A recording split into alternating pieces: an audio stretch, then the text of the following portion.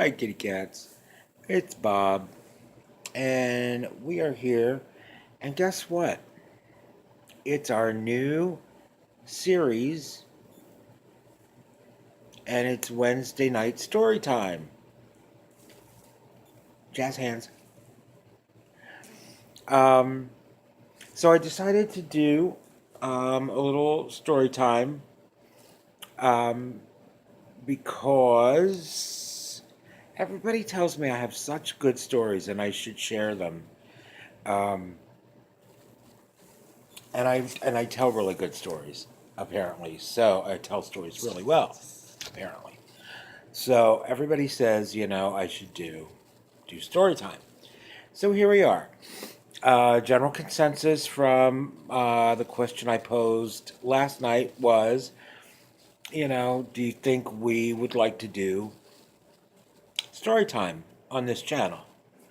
Among the other things we're going to do. But I decided like midweek. And I'm actually recording it a little late. I probably in the future I'll record it so that it's posted earlier on Wednesdays. Um, but hopefully Wednesdays will be our regular storytime day. Um,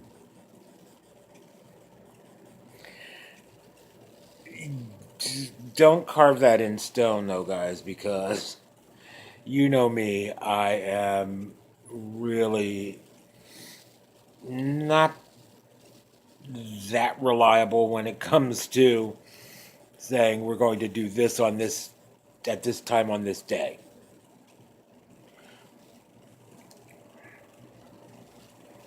And I'm not that reliable. But I'm going to try. I'm really going to try. Like I really guys, I really tried for Vlogmas. I really did. And I think I made it to like day 7 or 8. And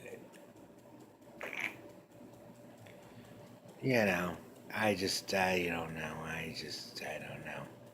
I don't know what happens to me. My brain liquefies and slides out my ear and falls onto the floor, and I get up to go get something to drink, and I see it and I go, "Oh, look at that. That's my brain on the floor. I forgot day 9 of Vlogmas. Oh well, it's too late now." So I scoop up my brain and stuff it back in my head and go on with my life. Um, but tonight is the first night of Wednesday night story time. So get comfortable, guys. Grab yourself a snack and a drink, and let's get started, shall we? So, tonight we will be reading from the book Tales from the Good Sheppard Rehabilitation Center. Okay? It's not like you haven't heard some stories from this book, but this is the official first story. Okay. So, Tales from the Oh, there I go again. Oh man, guys, I gotta start vlogging earlier. All right, Tales from the Good Sheppard Rehabilitation Center. Okay, so here we go. All right, guys. Once upon a time, in a land not so far away, called Allentown, there was a man who lived a meager life in a nice home on the eastern part of the city, who unfortunately had diabetes.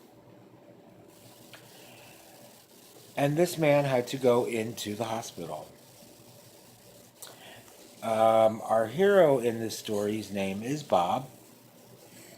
And he went into the hospital at the end of November because he was having problems with an ulcer on his leg. Um, Bob had a wonderful husband named Tony, and Tony was a certified medical assistant and knew about healthcare and was really kind of specializing in wound care. He had taken care of Bob for years with various different wounds over the years.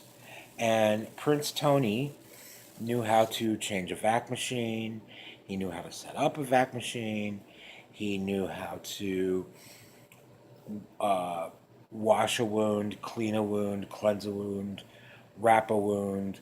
He knew what Santal was, he knew what silver alginate was. He knew all of the things that are used on a wound because Bob, over the years, had used every single one of them on various different wounds. Now,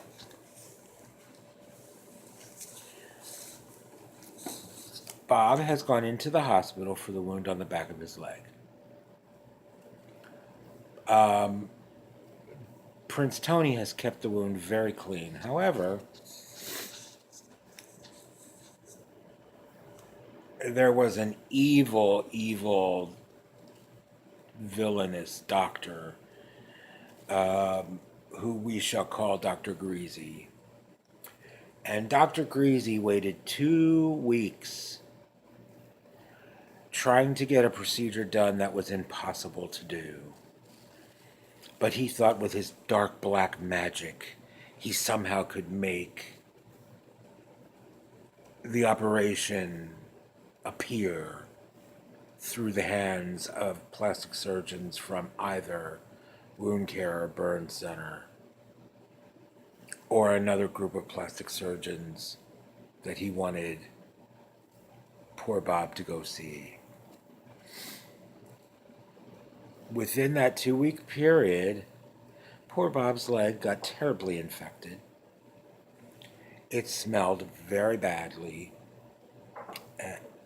and was very black. Hold on, please.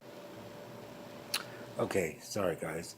We got interrupted by an evil nurse. At any rate,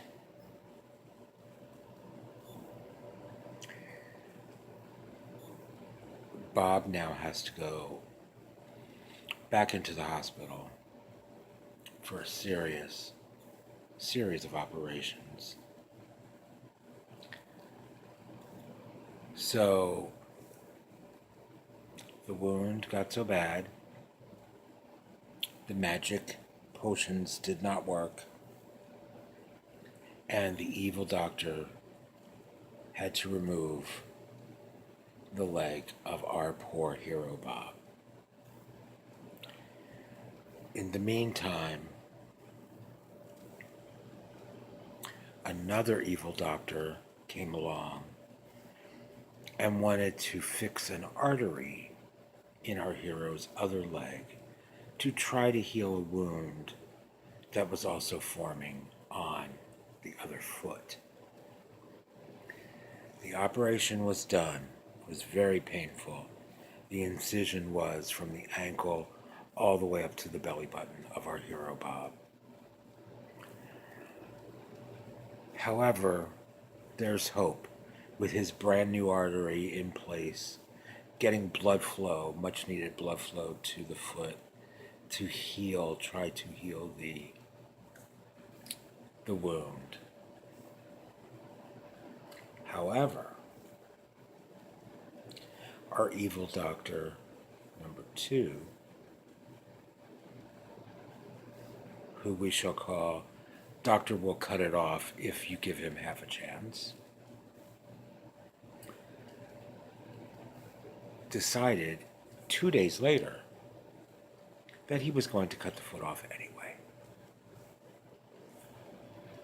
So, having done this very, very extensive, painful surgery, very painful surgery that is taking our hero weeks to rehabilitate from, not giving it a chance to heal, we decide to just go ahead and do that. Now our hero has to be in rehab.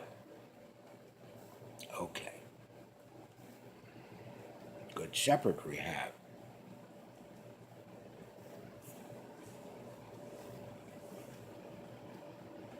Okay.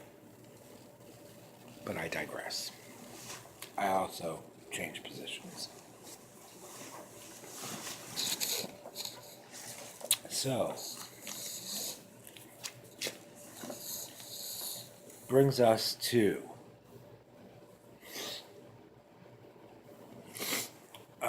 chapter 1.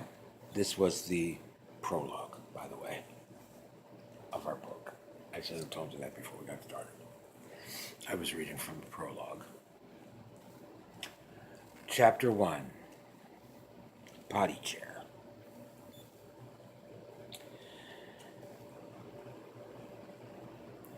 Okay.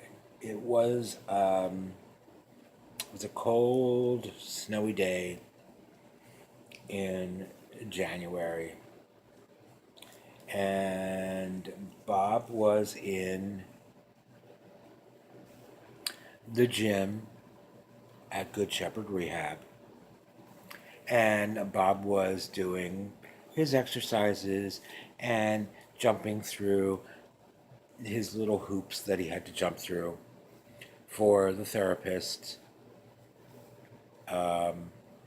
to like Bob enough to sign his release form to send him home. In the meantime, his doctor comes into rehab to speak to him and talks to him about how he is feeling and whatnot and wherefore. He also talks to the occupational therapist about Bob not wanting to use the potty chair, but wanting to use the bedpan, because Bob does not really feel safe on the commode chair, or transferring from the wheelchair to the commode chair. But the doctor at the Good Sheppard Rehabilitation Center seems to feel like Bob has gotten a small wound on his buttocks, right on the tailbone, which he believes has now opened and is draining because of the potty chair, or lack of use of the potty chair, because Bob is using the bedpan.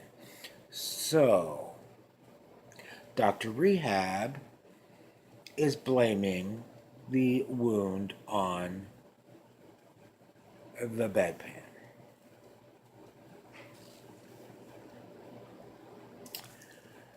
Bob is confused by this, but if it means that it will make Doctor happy, Bob will use the potty chair for the last couple days that he is here. When Bob is done rehab, he needs to use the potty chair. So he comes back to his room, and his nurses proceed to help him get on the potty chair. Now, Bob's room would normally be a double room, but Bob, having some terrible phobias, can only have a private room. So the whole room, A and B, belongs to our hero Bob. Of course it does. Bob's a diva. They put Bob on the potty chair in the side of the room called B, which would be the furthest away from the door, closest to the window. They are now got everything situated. I'm on the potty chair. I, being your hero, Bob, I'm on the potty chair, in front of the window, doing my business, watching the birds. Curtain is pulled, door is closed. In the middle of what nature curses us all with, and I hear the door open. So I'm waiting to hear a familiar voice say, "Bob, are you okay? Everything all right? You still working on it? Okay, well, just ring us when you're done. Hit your call button when you're done and we'll come in." This is not what I heard. What I heard was, "Peggy? Peggy?" Okay. Another lady says to this first lady, "I don't think she's here." "Oh, but she's got to be here. Peggy." "Well, it doesn't look like she's here." "Are you sure? Maybe she's at rehab." "Oh, she's always in her room, in her bed at this time of the day when I come visit her. Peggy." "Maybe she's in the bathroom." "I'll go look. Peggy. Peggy? She's not in the bathroom."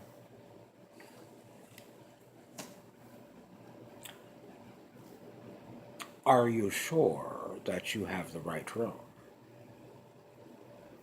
"Oh, well, of course I'm sure. You get off the elevator, you walk past the cafeteria, you make a slight left, and it's the first room on the right. How much easier could that be?" "Well, it couldn't be any easier unless you're on the wrong floor." Keep that in mind.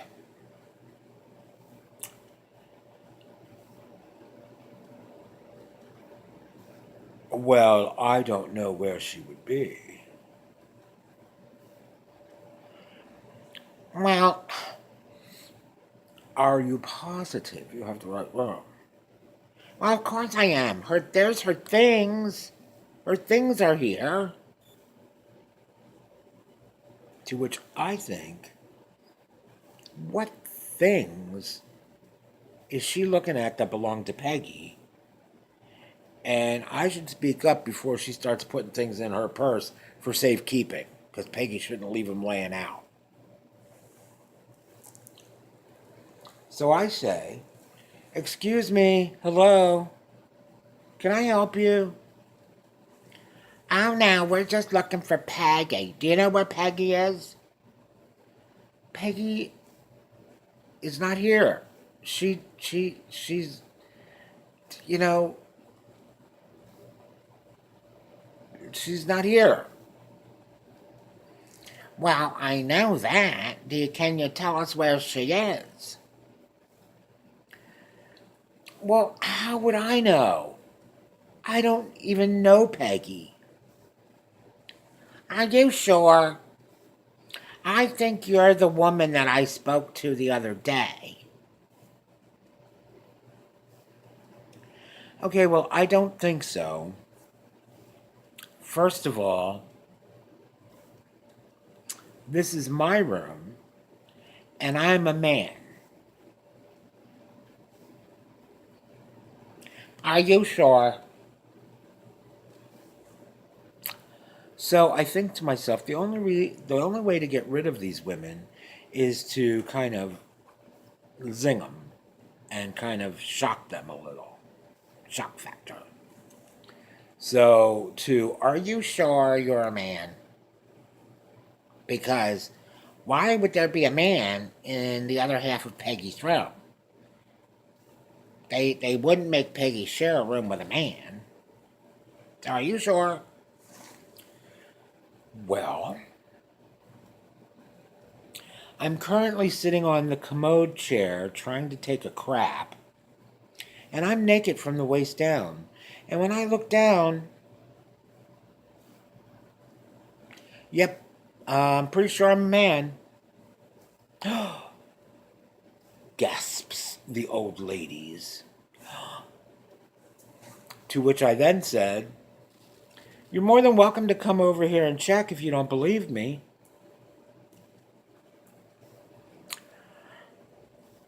Well,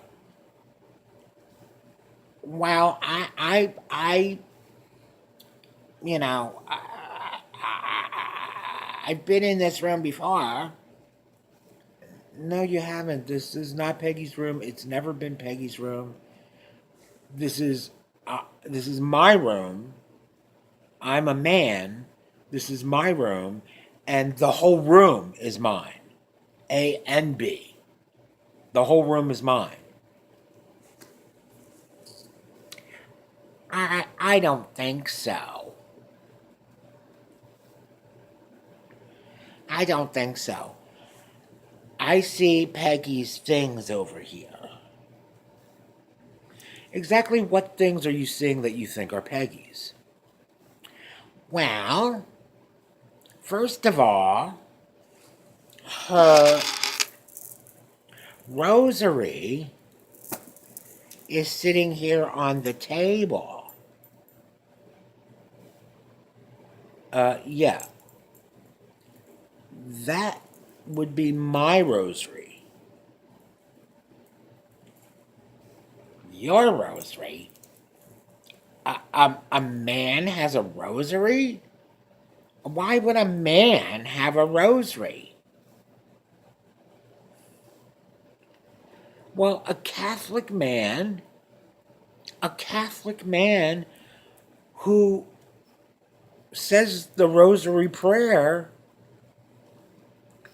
would have a rosary. You are at Good Sheppard, which is a Catholic Rehabilitation Center home, and that happens to be my rosary. Oh, really? Really? Yes. General consensus of this entire thing is you, my dears, are in the wrong room. Now, I know that you think that you can find your way to Peggy's room, that it's very easy. Off the elevator, past the patient cafeteria, slight left, and the first right. But are you sure it's on the second floor? Second floor. Well, her room is 314A. That would be the third floor. Oh my God. Oh my God. Ermengarde, I think we got off on the wrong floor. We must have got off on 2 and not 3. Well, yeah, that's probably what you did. Oh dear. Oh dear. I'm terribly sorry. I'm so sorry that we bothered you. I'm terribly sorry. Well, you should be. Now get out. What? Get out. I'm trying to poop. What I said was I'm trying to take a shit. Get out. So I heard them, oh my goodness, oh my God, and shuffling their little old lady feet out the door. Heard the door open and close. Well, didn't hear it close actually, because on the other side of the door was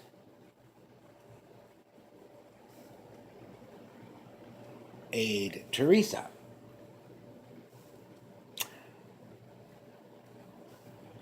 Well, Teresa saw these little old ladies coming out of my room, knowing damn well that I was not having any little old ladies visiting me.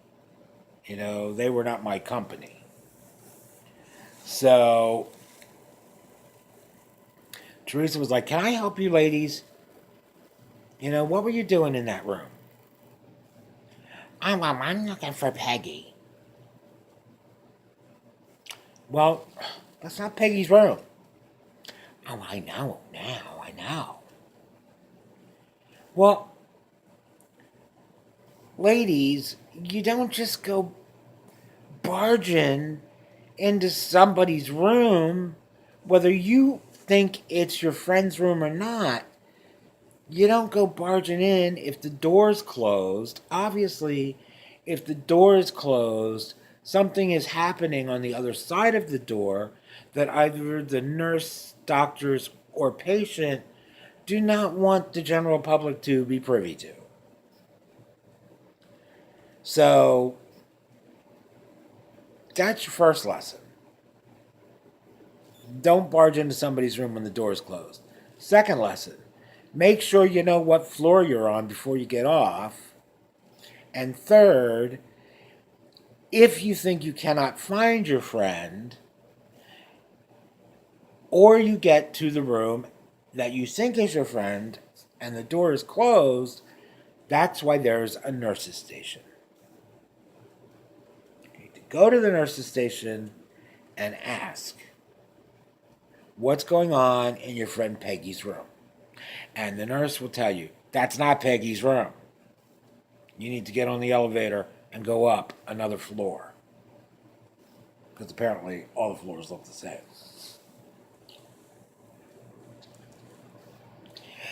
The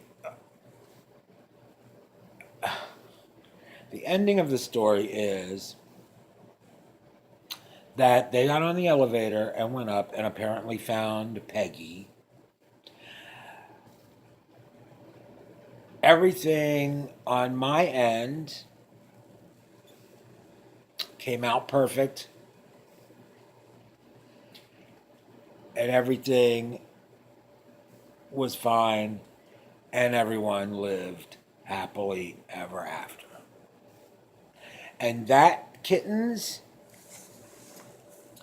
is the end of story time from the good book of tales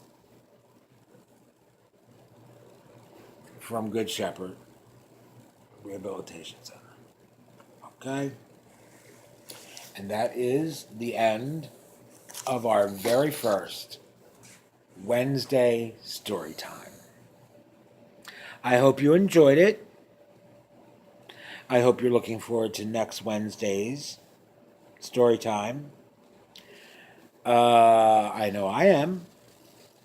So in the meantime, guys, please be happy, be healthy, be safe, keep your flea collars on tight so we don't get fleas. And I love you guys. I love you all. Thank you so much for joining me once again for a silly, senseless vlog of my life, and putting up with a toothless, crazy old man. So I love you guys. Take care, please. I will miss you until the next time I see you, which will probably be tomorrow. So take care and good night. Sleep tight. Don't let the fleas bite. Okay?